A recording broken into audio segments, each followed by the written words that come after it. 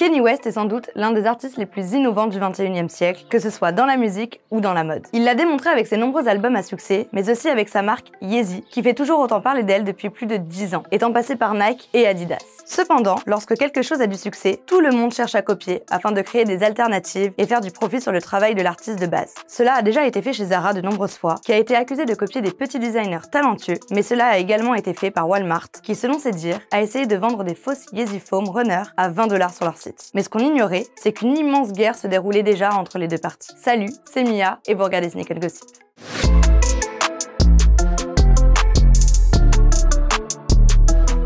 Tout commence en avril 2021, lorsque Kanye West révèle son nouveau logo pour la marque Yeezy. Celui-ci n'est pas sans vous rappeler le fameux Steam Player, l'enceinte portative de Kanye West, qui était le seul moyen d'écouter son album Donda 2. Et il semble que ce logo ait été attaqué par Walmart pour des raisons assez évidentes de plagiat. Selon eux, son nouveau logo est beaucoup trop ressemblant à celui de Walmart, avec ses rayons de soleil, dont la seule différence est qu'ils sont 6 et surtout en pointillés. Ce logo devait en vérité être utilisé pour lier tout le business de Kanye West dans n'importe quel domaine, que ce soit dans la mode, la musique ou même les hôtels où il voulait investir. Mais selon Walmart, qui détient son logo depuis 2007, leur logo est devenu un indicateur distinctif pour la marque, ainsi que pour les biens qu'elle propose. Ce logo est 100% indissociable de Walmart, et l'utiliser pourrait créer une confusion, car ceux-ci investissent en plus dans les mêmes domaines que Kanye West. Mais alors qu'on attendait une réponse de la part de Kanye West et son équipe, on a eu le droit à une autre surprise à peine un mois plus tard.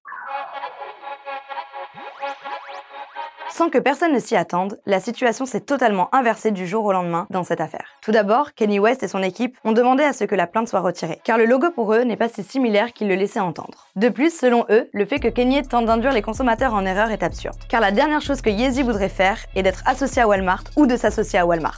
De plus, ceux-ci en ont remis une couche en ajoutant une plainte envers le magasin pour vente de fausses Yeezy. Kanye West et son équipe ont en effet découvert que Walmart vendait des fausses versions de Foam Runner à 20 $, de moins de qualité, sur leur site. Appelées Summer Beaches Foam Runner sur leur site, celle-ci est déclinée en 7 coloris similaires à ceux déjà présentés par Kanye. De plus, le nom est également quasiment le même, ce qui en fait un plagiat évident. Il a donc accusé l'acteur de la grande distribution de concurrence déloyale. Walmart s'est immédiatement défendu, disant que les Foam Runner n'étaient pas vendus par Walmart directement, mais par un vendeur tiers indépendant. Walmart a dit prendre ces accusations très au sérieux et a retiré immédiatement la perte du site internet. Cependant, Kanye West a dit qu'il était 100% responsable de ce qu'il vendait sur leur site, donc le fait que ce soit un vendeur indépendant lui est totalement égal. Ceci devait être empêché de base, ce qui n'est pas du tout une mauvaise réflexion. Par exemple, quand un vendeur vend sur des sites comme Grailed, StockX, Vinted, Vestiaire Collectif ou autres, la contrefaçon est toujours contrôlée au maximum. Et ici, c'était encore plus évident puisque ce n'est pas un simple particulier, mais un vendeur de masse avec beaucoup de paires en stock, quelque chose qui ne devrait jamais se dérouler. Walmart a conclu par le fait qu'il répondrait à ces accusations devant le tribunal, ce qui n'a toujours pas été fait, car ce genre d'affaires prend du temps. Mais quelque chose me dit que les deux parties devraient finir par trouver un accord, vu l'enjeu commercial que représente leur marque sur le court et long terme. En tout cas, si on a des nouvelles, soyez sûr qu'on vous tiendra au courant. C'était Mia, et à bientôt pour de nouveaux gossips.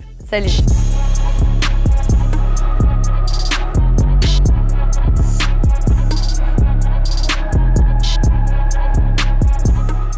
On a eu le droit à une autre surprise.